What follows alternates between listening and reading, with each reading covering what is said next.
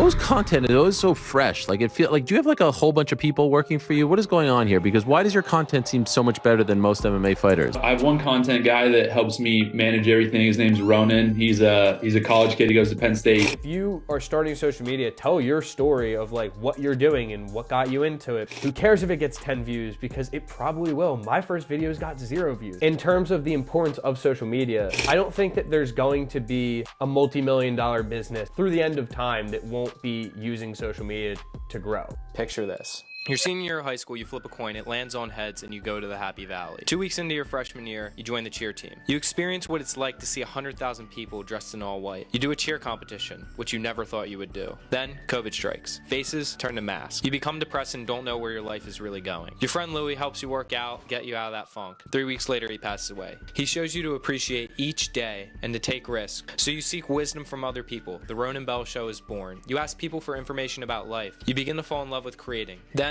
burnout hits. You want to learn how to edit something else. So, you begin to make people's days. Then, all of a sudden, it's January 2022. You get a call from one of your podcast guests and says, I need some help with my videography company. So you join him. You begin to fall even more in love with this passion. You realize that this might be a career. Then, in August, this guy shoots you a text, I need help with my social media. Then, you start to travel. You go to Vegas, Puerto Rico, Miami, and even South Dakota, all while still being a college student. You meet people you never thought you would meet. You even get one of them out in dodgeball. You graduate college. You make your parents happy and finish what you started. You realize that you love this place. You buy a house. Now, you look back at everything and say thanks to a coin that brought you to a place that you call home. Let me come home. Home is wherever I'm with you. I discovered you through the Instagram reel, the coin flip.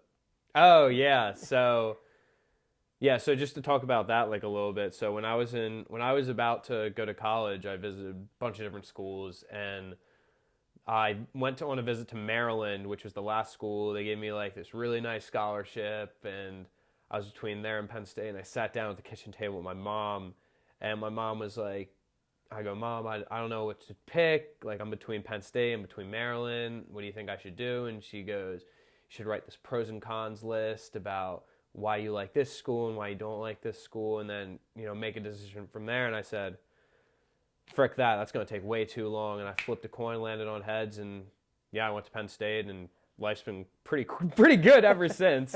It was a good, landed on the right side. Yeah. Throughout that video, there's a few things I want to touch on. What does that culminate in the opportunity that you got? You're a Penn State marketing major. Yeah. Walk me through your experience, and then kind of what happens at the end of your college career. When I went into college, I wanted to be an accountant, which is crazy to like look back at now because I can't imagine. Yeah.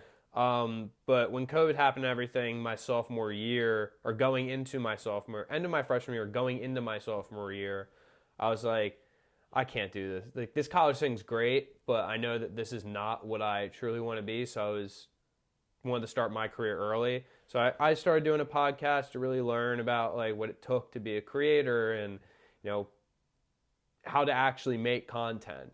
And then as time went on, I editing a podcast so many times got a little bit boring for me. So it was great that I learned that. And, now I use it now, but I wanted to do a little bit more. So I started making hype videos for my friends, and then eventually came up with my own production company. And then during like the end of my sophomore year, I took like a customer support job. So I was a student, I was a customer support agent, and then I was also like doing this videography thing, and it was just a lot. It was a lot to do. Yeah.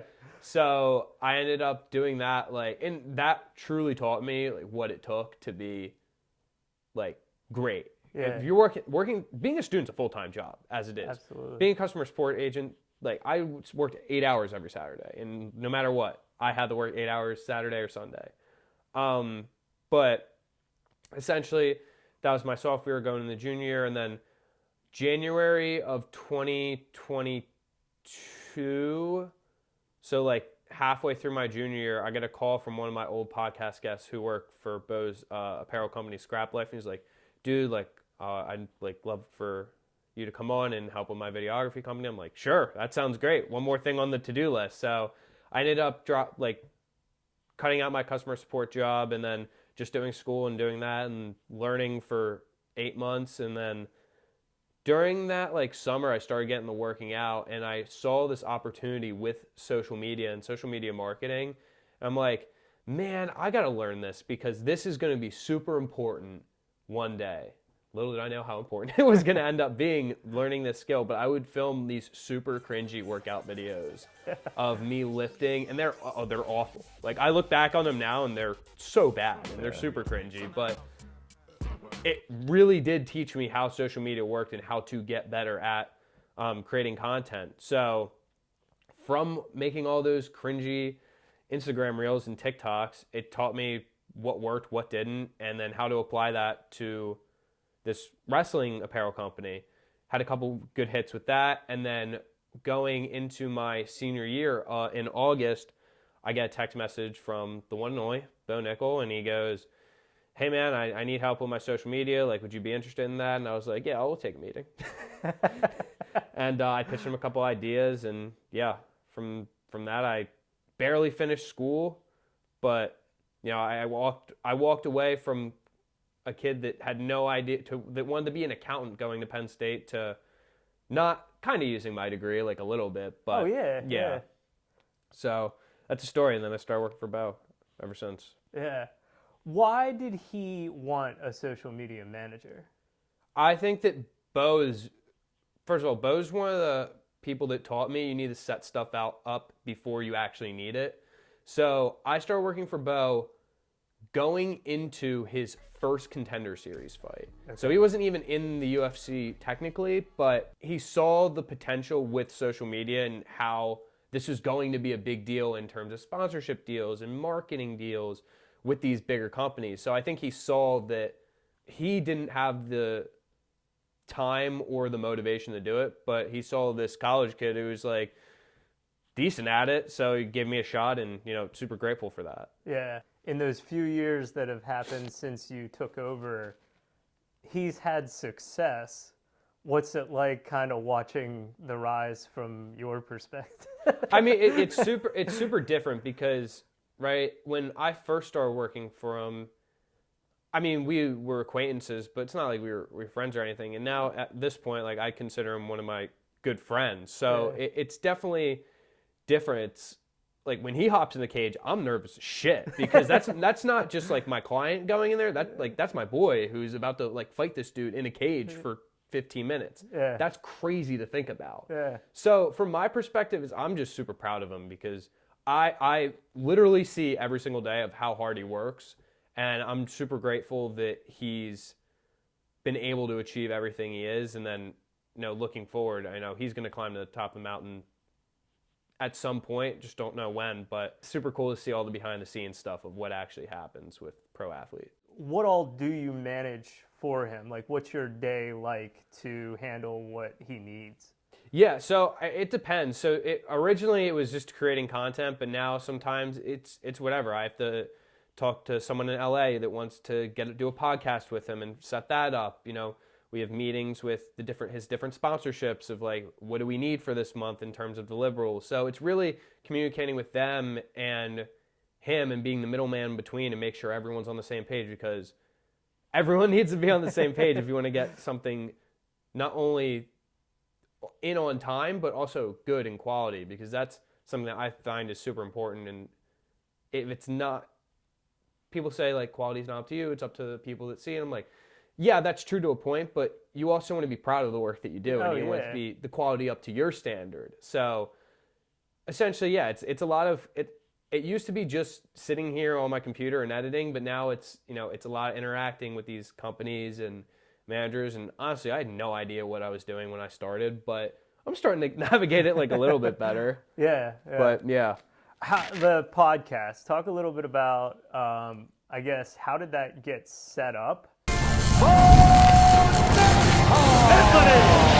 You open our gift. Yeah, open it. Because you've got us gifts, and now we want to get you a gift. Wow, I appreciate it. We appreciate you. And like, what's your role? Obviously, we're in the place that you Yeah. record it.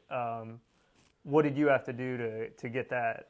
And were you like the first episode? Was that you launched that? Yeah, so we were with a company called Better up until the very end of 2024. So since then, we've kind of parted ways with them, and we're looking to go in another direction. But they initially, with Bo's deal with them, we had to do a show, and I was like, podcast super easy. Like, we don't need to do this big production. We can do this every week. We can do it here. Yeah. You don't have to fly anywhere. And it ended up being this fun thing that we'd all look forward to every week. And then, yeah, so it was really just a part of a sponsorship deal originally, and now it's something that we are looking to grow as another line of our of his business and see where we can take this, because podcast is a business. Content creation is a business in today's world. So this is another part of that, and we want to see how big we can end up growing it. Yeah. Can you talk a little bit about? Do you watch from a few years back the growth of viewership, subscribers? Do you pay attention to that every time you upload something? I mean, obviously, I would be lying if I said I don't pay attention to it, because overall, it's like I want it to do well. People say that, oh, I don't care how it does because it's part of the grind. I'm like, yeah, it like you shouldn't care about it all the time, but I would be lying in saying I don't look at that stuff, because it is important. Like, I want to know how good of a job I'm doing, if there's anything that we can do better. So definitely from like episode 1 to we just released our 63rd episode earlier this week. So it's definitely been a big growth, and you can see from all three of us being on camera for 2 years is a significant jump, because in the beginning, like, yeah, anyone can say they can hop in front of a camera, but it takes time to get used to it and really get good at being a host and talking about things that are good for clips, because in today's world, it's not just about your long-form podcast. It's about the clips that you post, which is a whole nother rabbit hole to go down, but yeah. Yeah. I was going to ask you about those first few times you jump on camera. It's almost like, I don't know what to do. I don't know how to act. I don't know like where to keep my hands or anything like that. Have you gotten more comfortable sort of in that role, being on camera, coming up with things to say, being more natural, I guess? I mean, yeah, it's definitely something that, so I originally wasn't on the podcast to start, and then as time went on, we kind of understood that having someone with a little bit different of perspective might be good. Yeah. Because there's some things, like, they know a lot about wrestling, but I know a lot about pop culture and, what's going on with the times, as they say. Yeah, it was definitely something to get used to, and now I don't even really think about it that much. It's kind of, I like to try and be Ronan 24/7, and I think that's the best way to do it. Like, I'm not going to be someone that I'm not, and that's the most important thing to keep in mind when you're on camera. It's like, we're just having a conversation. There just happens to be cameras in the room. Right. And that's how that's what I've told Bo, and that's what I've told Tony. Like, say whatever you want. If you say something crazy, don't worry. Like, I'm not going to my big thing is I don't want to make anyone look bad. Yeah. So, at the end of the day, it's just part of it. You got to get used to it. And it just takes practice like anything else. What do you do for yourself, social media wise? Last month, I took like a big realization. I was like, I want to start doing coaching for other people, because I have all this knowledge, and I did a great job in helping blow Bo's social media up. So I want to make sure that I can do my part and give back to other people that are trying to do that as well.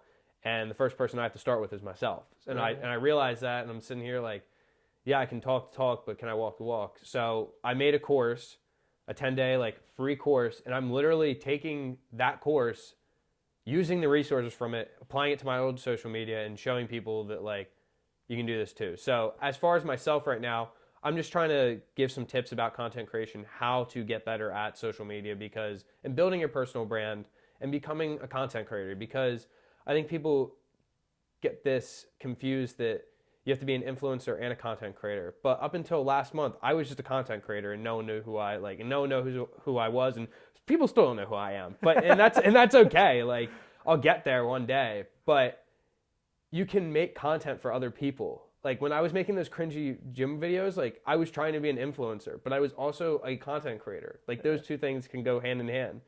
But for Bo, I'm the content creator. He is the influencer.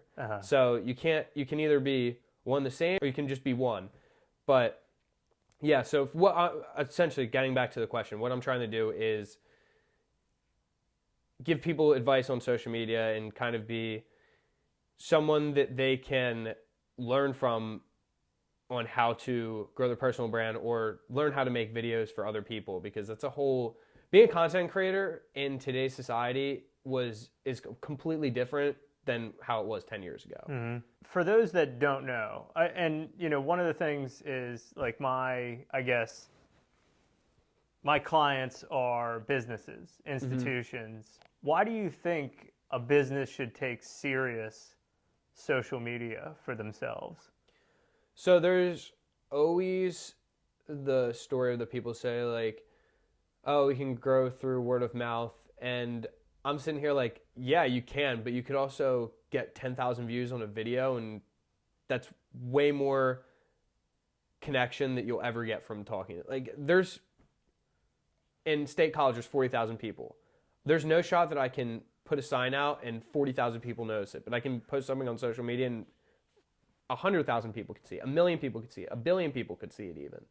So in terms of the importance of social media, I don't think that there's going to be a multi-million-dollar business through the end of time that won't be using social media to grow, because there's only so far that you can get with just your flyer advertisements or your billboard. Like, who uses billboards anymore? It's a waste of money. So I just think that social media is the future in terms of what marketing truly is, because like I can get 10,000 people to see something and it costs $20 rather than, or it could even be free, rather than paying, I don't know how much a billboard costs, but say $1,000. I think that that social media is essential if you want to grow a business in literally any atmosphere that you go into. Like, look at the guys that knock door to door and talk about cleaning windows. They go super viral and their businesses do well. I'm sure because one, they're good salesmen, and two, that they do a good job. But three, it's because they advertise like that. Right. It doesn't cost them a huge amount of extra money to do. Yeah. I definitely watched the guy that knocks on the overgrown houses. Yeah. Yeah. I mean, you're showing the work, you're showing that you care, you're showing how good you are, and it's wildly entertaining to watch. Exactly. So yeah, everything's still rolling over. Yeah, I think so. I'm sorry. It's just like it's almost like I have to do it. Yeah, and I don't know how the Sony camera. I don't know where it says recording, so that's why I'm looking at it like. Hopefully, right there. Yeah, because I'm looking at it, I'm like, huh. Yeah, we're good.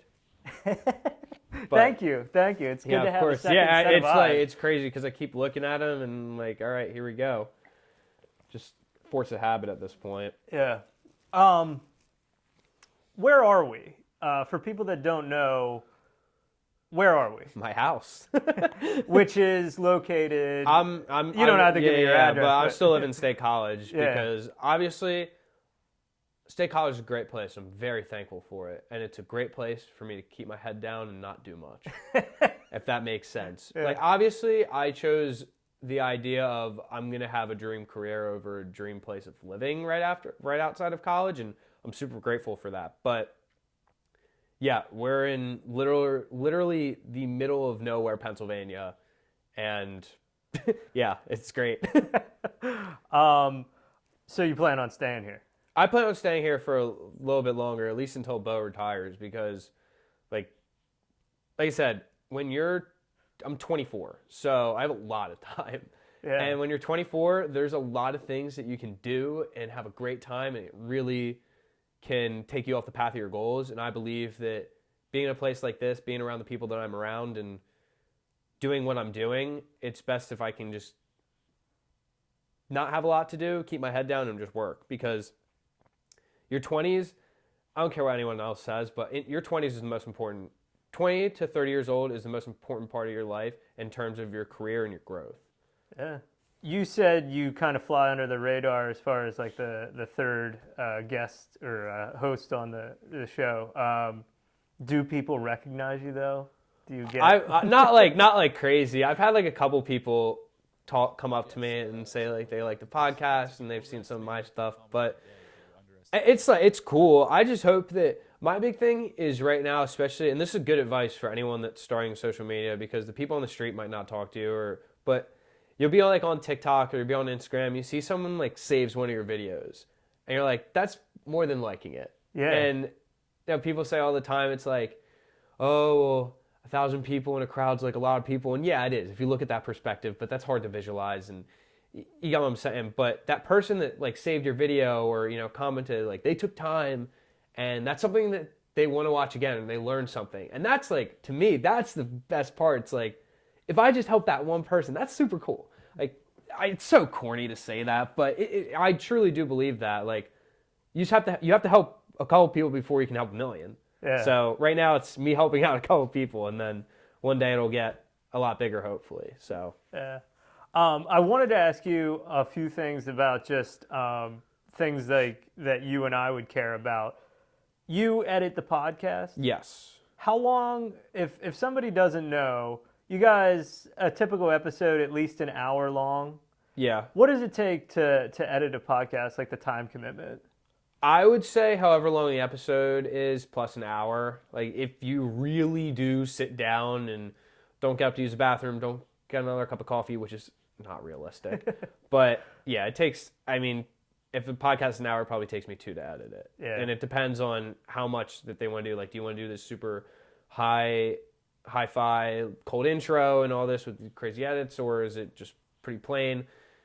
But yeah, it does take an enormous amount of time to do a podcast because it's a long video. Yeah, yeah.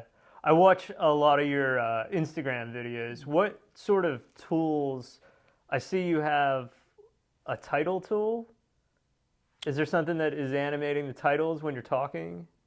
I mean, I'll do usually. So people think that you need like really fancy editing softwares to make social media videos, and Right. it's just complete other bullshit. Like, people that you can do that, and that's awesome if you can. Yeah. But me personally, like, I don't have a desire to edit like that. To just do like titles and stuff, I literally use CapCut, and it okay. works. Like, I do all my captions through there, and CapCut Pro I think is $7 a month. So I pay like a little bit, but it's worth it. Yeah. I don't use like anything crazy, and all the animations and stuff I can make myself. It's not super crazy hard. Okay, so you're not like diving into like After Effects and stuff. Yeah. I don't. I would like to one day. It's just right now, there's only so much time I can spend to learn things, and right now, my big learning is just more or less be a better leader, because we're getting to a point where like I have my first employee, and that's awesome, and it's for the podcast, it's cool. So I'm like, I have to manage him and make sure he's doing a good job, and then eventually I want to be the best leader I can. So a lot of my learning time is really figuring out not only how to, because content creation is fun and it's great, Yeah. but it's also how do you run a business, and how do you manage people, because that's a whole nother avenue that I never thought I would be getting into. But yeah, so I would say that's another. You can only pick a couple things to be good at and learn day in and day out. And right now, it's just I'm not willing to take the time and do that. But maybe one day. Yeah. Oh yeah. Like, I mean, this is the fun part. Keeping track of the books, setting up, for taxes, all that Yeah. sort of stuff. That's the other end of it that takes way more time and is way less Yeah. exciting. 100%. It's yeah. the worst part of it. I've seen a few clips of you. It looks like in public speaking sort of arenas. What were you invited to? I got to speak to Penn State's social media club, and it was really scary because I've never done that before. Yeah. And it's a lot different than being on a podcast, because I know if I mess up, it's okay. Like, I'm the editor. I can make it look good. Right. Or I can just take it out if I say something stupid. But when you're doing that, it's like I think that there was 30 people there, but it felt like there was thousands of people. I'm like, crap, this is nerve-wracking. Yeah. But yeah, I got to speak to them, and I talked about the difference between an influencer and a content creator, and how people in college, like, if you want to be an influencer, great, but there's also this whole nother area of content creation and digital marketing that they can get into without having to be on camera. I was listening to a little bit of the show. It looked like you got a katana for. Yeah, they gave me. They're so like Bo and Tony are my big brothers at this point, and they're two people that I genuinely do look up to, and it's great that I have them around. And they gave me a katana for Christmas, and it was so sick. It'll be hung up here. We're doing a little bit of renovations with the new year in the new studio, Sure. we got to do a couple adjustments, but the katana will be up and hanging soon. So it's sick. There was a couple things from that first video that you put out, and that's kind of, you pin that to the top of your Instagram profile, and it's sort of like the introduction for you. Right. I don't know if you checked it out, but I actually kind of felt inspired by that, and I recorded my own story. So, it both serves a purpose of, putting out content, but it's also good to have that like front and center, top of your profile. If somebody's interested in you, they can hear the backstory. Right. Yeah. I mean, it's also, people want people nowadays. They don't want a robot talking. Like in this, I sound so old when I say this, but in this era of like ChatGPT and AI and all this, you never know what's actually real anymore. I at least from my personal experience, I want to follow like actual people that have actual stories, because I'm honestly more interested in that than like what they do. And I think that this is just good advice out there. If you are starting social media, tell your story of like what you're doing and what got you into it. And who cares if it gets 10 views, because it probably will. My first videos got 0 views, and it's just part of it. Yeah. But I think it's super important to really let people know who you are. And even if you don't think that, people will say, oh, why would anybody care? I'm like, dude, there's 2 billion people on this app. You just need 0.5% of the people to care, and you can make a living in content creation. So absolutely. Yeah. I think that's one of, like when I approach client work, that's one of the things that I try to emphasize is there's like a difference between sort of the old school thinking of I need to present this commercial, this like cleaned up sort of sanitized version that only speaks to the point of what I'm trying to sell people. Right. Like the new age and the new thinking and philosophy is, let's see like the person, let's see a human aspect, let's see the authentic person behind what they're selling. Yeah, and didn't that, like, I'm sure that helped a lot too, coming from being a photojournalist and going into like, hey, you don't have to be a robot speaking at the camera. Like, there's no script, just go. Exactly. And just let them talk. And then usually it's like, you just make it look good in the edit, because I'd rather something super authentic than something cold and looks like it's right off a script. Yeah. One last question I wanted to ask you, because it felt like, I really obviously felt a connection with the video. Lewis? Yeah, Louis. Can you tell me a little bit what happened there? 'Cause Yes. that seemed to be a moment. So I've never said like that we were super good friends or anything, but we worked out together during COVID, and he was one of my good friends during that time, and he got in a car accident and unfortunately passed away. But that really taught me in that moment, it's like, who are you going to be? Are you going to be successful, or are you going to be like, anything can happen at any moment. And I know that, like, not to get super emotional, but he would be super proud of who I became. He was a high school wrestler, and he was about to go wrestle in college. So for me, working for one of the best collegiate wrestlers of all time, I know that he would be proud of me. But it definitely like lit up a fire in me, and it kind of gave me, I look back at this quote all the time now, because it's kind of what I think back on. The person that stops digging for diamonds will never find diamonds, but the person that keeps digging for diamonds may find diamonds one day. It's the matter of how much are those diamonds worth to you. So if you keep on keeping on, you may find diamonds someday. And essentially, I think about that a lot. It's like, I don't want to edit every single day. I don't want to do this podcast, but I want to potentially find diamonds. I want to potentially, retire my parents, buy my mom a G-Wagon. And if I can keep pushing through that, like, it's up to me. It's not up to anyone else. It's up to me and God. And I hope that my plan is on is aligned with God and everything works out. But yeah, what Louis pretty much taught me in that whole experience was like, I'm going to die. Everyone's going to die. So like, might as well try because I mean, what's the worst thing that happens? Like no one watches my videos. That's okay. Like at least I tried. When I'm going to talk to Jesus one day and, you know, be at the heavenly gates, I can say that I tried. Future plans, what you visualize for yourself. I sort of already touched on that, but I mean, obviously, first and foremost, like I want Bo to be the most viewed MMA fighter, UFC fighter that there's ever been. I mean, that's obviously one of my big goals.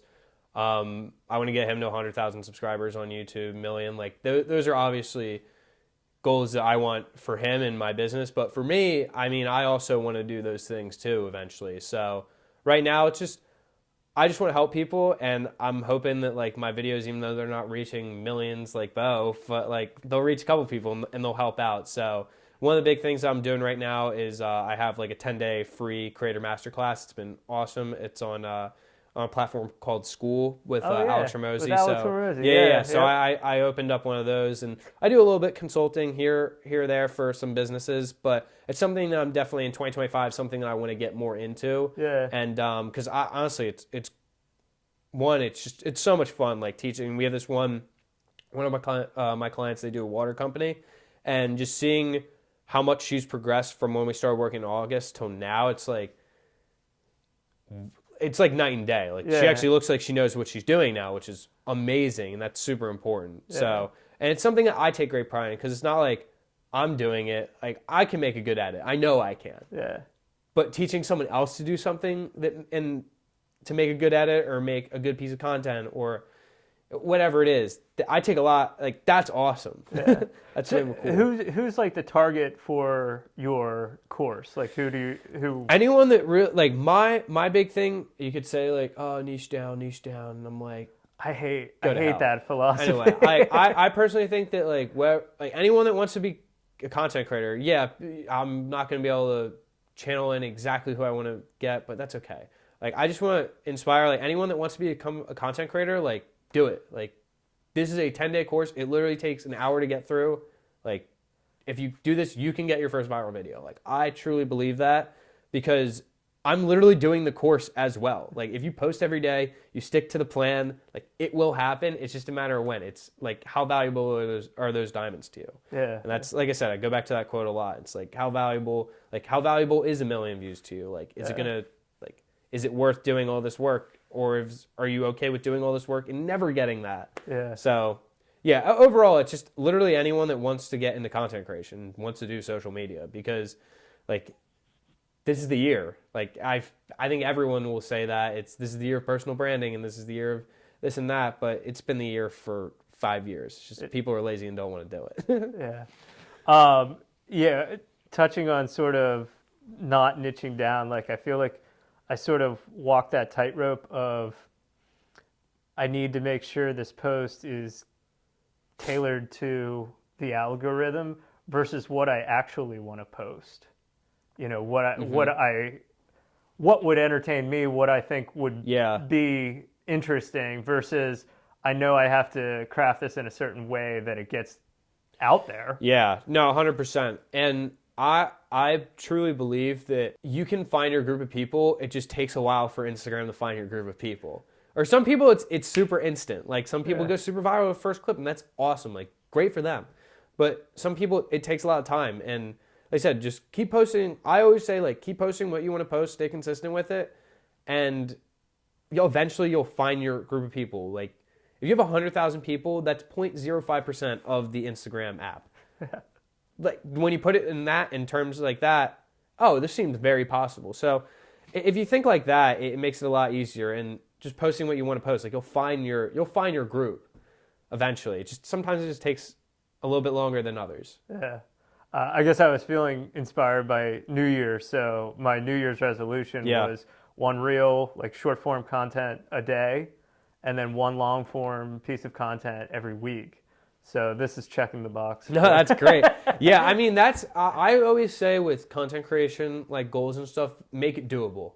You can't, and my big thing is, like everyone's gonna have this goal of posting 365 days a year, and that's super freaking intimidating. It is hard. But if you post, like you can't get there without posting for 30 days straight. So maybe try and do 30 days straight first, and then like I'm not just talking to you, I'm talking to anyone in general, but do 30 days first, and then try and like, oh, then I can go maybe 90 days straight, and then 100 days straight, and then it's like, all right, this is a little bit more doable than thinking 365 is a big number. Yeah. But 30 isn't. So Right. it's just about condensing it down and making it more achievable. Yeah. This was awesome, dude. Dude, yeah, I really appreciate it, it. Scott. Yeah. Thanks for coming out here. Dude, appreciate it, man. Thank Yeah, you. dude. Hell yeah. Thank you. Appreciate it. Yeah.